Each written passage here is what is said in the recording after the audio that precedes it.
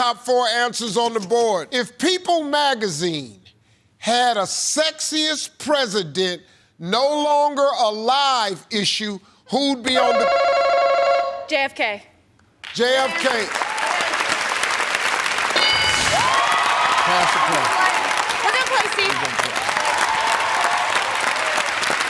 Brett, People magazine had a sexiest president no longer alive issue, who'd be on the cover? Thomas Jefferson.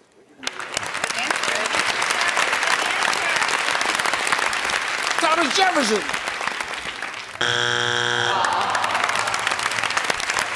And if People magazine had a sexist president no longer alive issue, who'd be on the cover?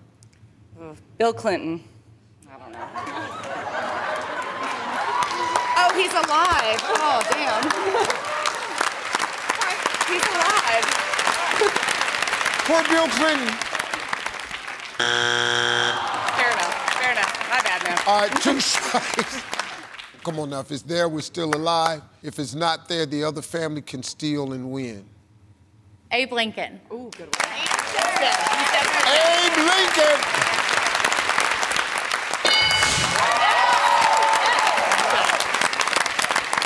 Amy, 2 strikes. People magazine has a sexist president no longer alive issue. Who'd be on the cover? Steve, there's something sexy about being first, so I'm gonna say George Washington. George Washington, probably because he on the money.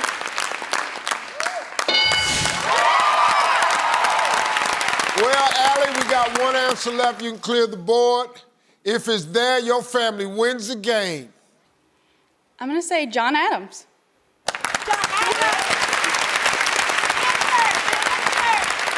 John Adams.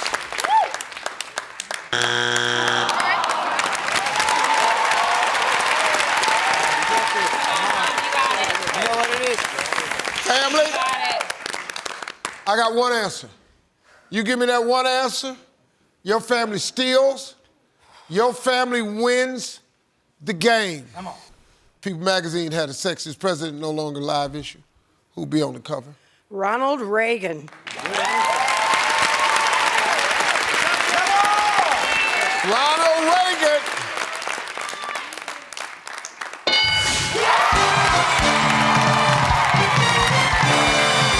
Top 4 answers on the board. If Snoop Dogg became president, name something he'd have in the Oval Office.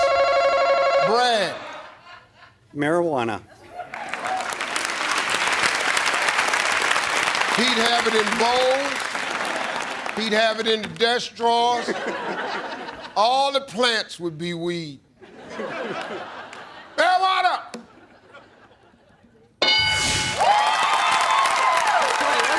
We're gonna play shit.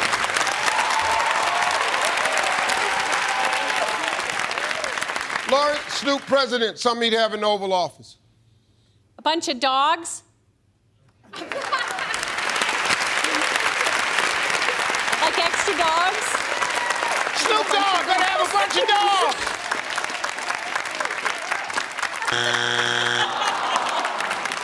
If Snoop Dogg became president, you know who that is? Mm-hmm. Okay. Name something he'd have in the Oval Office. Music.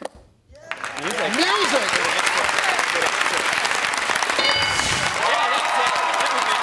Matt, come on, Mr. Happy.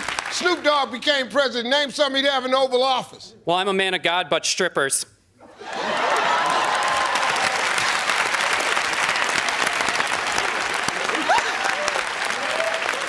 Strippers.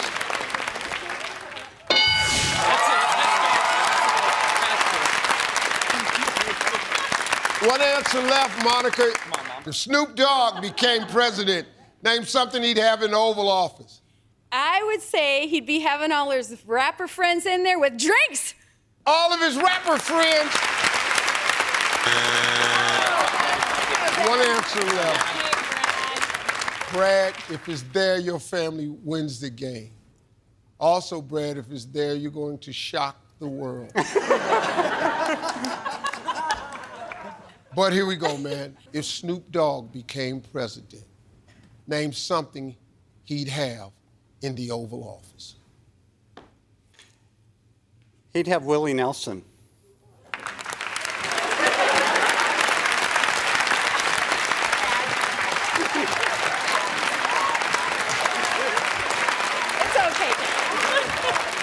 think Willie Nelson is up there? There ain't a shot in hell. Well, I'm gonna tell you right now, if Willie Nelson is up there, I'm gonna take all my clothes off.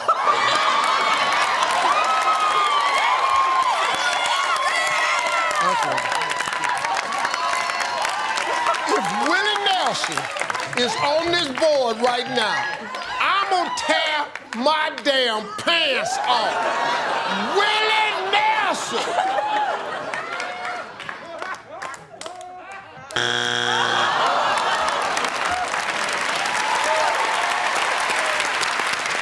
All right, family, here's the situation. I've got one answer left on this board. If that answer's there, your family steals. Your family wins the game. But if it's not there, the Wendland family wins the game. If Snoop Dogg were president, name something he would have in the Oval Office. We're gonna go with alcohol, Steve. Alcohol. This is for the win. Alcohol.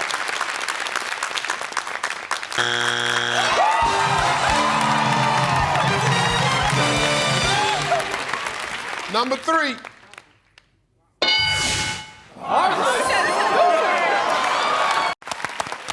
Name a U.S. president you think could have been a winner on Jeopardy. We're gonna go with J. Edgar Hoover.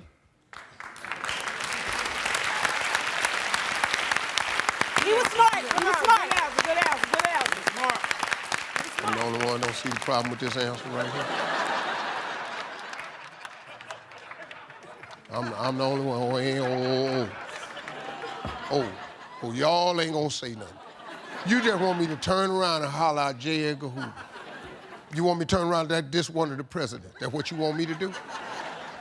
J. Edgar Hoover, the little man with the glasses on that ran the FBI.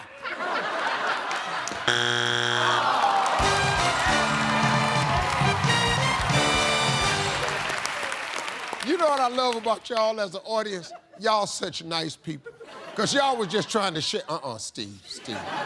Please, Steve, you know good and well. Steve, just turn it over. Don't. You ain't got to do that to them, Steve. But I didn't do that to them. That was their answer. You saw the movie J. Edgar Hoover. It was just out a few years ago. He wasn't the president or nothing. Number 4. All right, Brianna.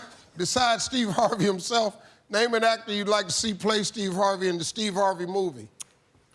Donald Trump?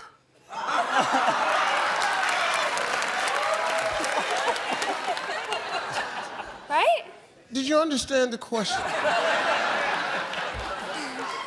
Oh. Besides Steve Harvey himself, name an actor. Oh, shoot. Now, my career's down to where any 70-year-old white dude can be me. Donald Trump! For round 2, fingers on buzzers, teams. As for the first time tonight, we go over to Peter Snow and the swingometer of news. David, thank you. What I can definitely say is that it's turning into a very bad night for Ian. Even at this early stage, you can see this dramatic swing to this rather fascinating curio. So, yeah, there's a new book come out which indicates that Donald Trump cheats at golf like he does at everything else. He's got caddies that he's specifically trained to sort of lie for him. He's got balls hidden all around. He once claimed to win a golf tournament while he was playing at another golf tournament 87 miles away. He has no shame gene, so it doesn't matter to him. He doesn't think, oh, you know, how pathetic that I should be cheating at golf. He thinks that as long as he's won, that's all that matters. If that's his only flaw. Do you know who the sports journalist was? Yes, somebody Riley. Rick Riley. Rick Riley. Do you know what the book was called? Everything you need to know about Trump you can learn from how he plays golf, something like that. Commander-in-Chief. Commander-in-Chief, that's it, yes. How golf explains Trump, That's yes. right. And do you know what Riley said about Trump in particular? Well, he's notorious for lying about his scores and... Cheats like a mafia accountant. Yes. Well, he does walk around like a mafia don, doesn't he, with the overcoat and stuff, you know. What did Trump say to a golfer who was foolish enough to beat him at golf? He said, it's all right. I've got a supermodel girlfriend and my own Boeing 7. One of his golf courses in Florida has a plaque on the wall saying he was the 1999 championship winner. Why is that a problem? Well, because he didn't play in that championship. Is this the one where he was playing 87 miles by? That's because the golf course wasn't open in 1999. Oh, it wasn't open. Who's been caught lying this week in a possible attempt to get closer to Trump? The Attorney General? Is it somebody from this side of the Atlantic? Give you a hint, it's a Chinese woman. Oh, yes, the lady that went into that, whatever that resort is called that he owned, she went in there with all sorts of software and tried to log onto the internet or something and steal all sort of sensitive data. That's correct. Yeah. According to the BBC, she told staff she was there to use the swimming pool, but the Secret Service agent called Samuel Ivanovich noticed that she was carrying 4 mobile phones, a laptop, an external hard drive and a thumb drive with a computer virus on it, but no swimsuit. Other than the truth, what else has Trump been struggling to say this week? Oh, he can't say the word origins. Let's just have a look. No collusion, no obstruction. I hope they now go and take a look at the oranges of the investigation, the beginnings of that investigation. You look at the origin of the investigation. Comes out as oranges. Talking about his suntan. Yes, indeed, yes.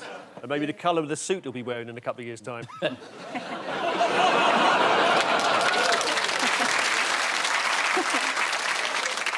A new book has confirmed that Donald Trump cheats at golf and doesn't like losing.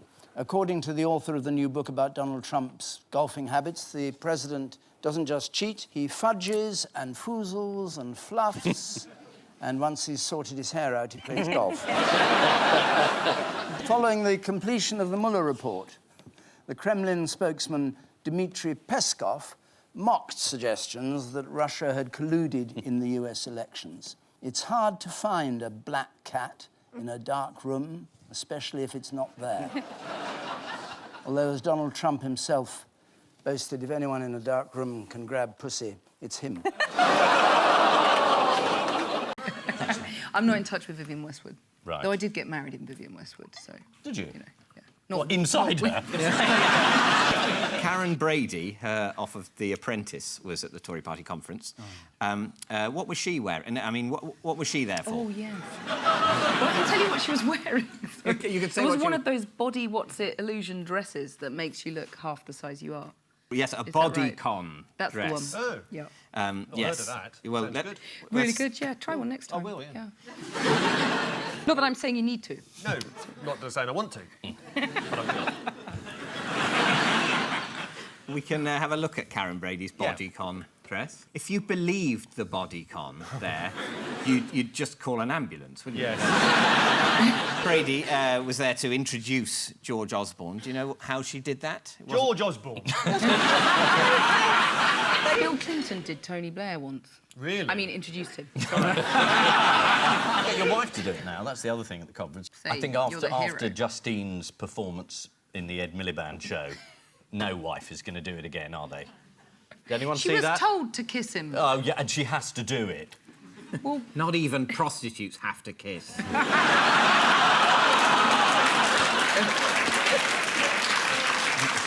And there was also a spectre at the feast at the Tory conference. Do you know who that was? Oh, Nigel Farage. Yes, and I suppose the ghost of Margaret Thatcher was probably because she was there. invoked, wasn't she? Was she? The mummy. Well, they did a séance. Anyway, he turned up, didn't he? Yes, he turned up in Manchester to address a lunatic fringe... Sorry, Freudian slip. A fringe meeting. Here he is arriving. Do you expect a warm welcome at the Tory conference? No. This week we weren't on because it was children with knees. And we had... but I obviously have not read a paper, so this just sounds all so absurd. Oh, there's more. Is there more? Yeah, Trump's proposed to the Queen. And she's accepted, and the wedding is next year. They're going to have it in Trump Tower. It's going to be fantastic. Oh, I look forward to it. Yeah, I'm best man. Are you? He hasn't actually appointed him. I mean, but via Twitter. I mean, that's real, isn't it? the president isn't actually allowed to appoint our ambassador yet. No. Thankfully not on Twitter. If he does it on Facebook, it's legally binding.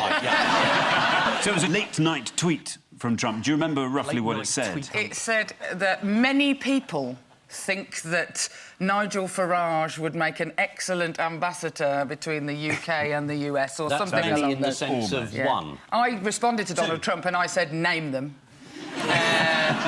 This is exactly what he said. Many people would like to see Nigel Farage represent Great Britain as their ambassador to the United States. He would do a great job. Donald Trump doesn't even follow Nigel Farage on Twitter, which is a massive digital slap in the face. Yeah. Really? Yeah, he doesn't even follow him, so he doesn't think he's that great a job. He doesn't think he's got top pants online. Do you know Can anyone remember? You remember Christopher Mayer, who was Tony Blair's ambassador to the US? Yeah. Do you remember what his instruction was? Yeah. Get as drunk as possible and then avoid everybody. It was pretty nearly that. Was it? He was told to get as far up George Bush's arse as you can. Exactly.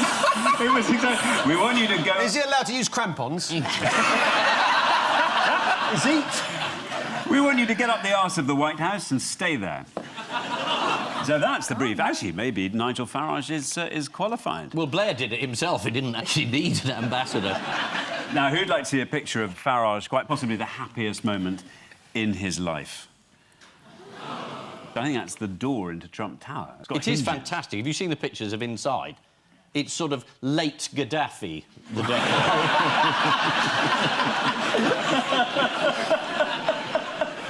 Perhaps early Saddam, but it's a riot of vulgar dictator chic. It is. Meanwhile, how is Theresa May's special relationship with Trump coming along? Very good. Very good. He said to her, if you're ever over, do drop in. Let me know. Made that up. That was it. If you're coming over, let me know. That's what you say to the couple you don't like on holiday, isn't it? What landmark moment in Trump's presidency did the trip signify? He was about to be impeached. So he thought if he went abroad, he could make more of a fool of himself than at home. I mean, it is extraordinary. He said about the Saudis that they threw people off buildings and had an appalling attitude to women during the campaign. Then he got there and said, this is a magnificent kingdom. I mean, he contradicts himself almost mid-sentence nowadays. He can't keep it up. Yeah. And he criticised Obama for bowing to the Saudis. Yeah, and then he himself curtsied. He does this sort of weird thing and then puts on the award of the great flogger of the Temple of Doom or whatever it is. That was an ITV quiz show that never got past the pilot. It is quite extraordinary. And having failed to point out that, you know, if you're going to Saudi Arabia to make a speech about where this appalling version of Islam comes from that preaches terrorism and extremism, where is it? Oh, it's here. Not a mention of it. They were told at the official dinner he needed to have ketchup on standby. Do you want to know a fascinating fact about tomato ketchup? Yes. Yes. I'm going to say that one again. Yeah. Do you want to know a fascinating fact about tomato ketchup? Oh, yes. Henning's auditioning for the Churchill dog ad.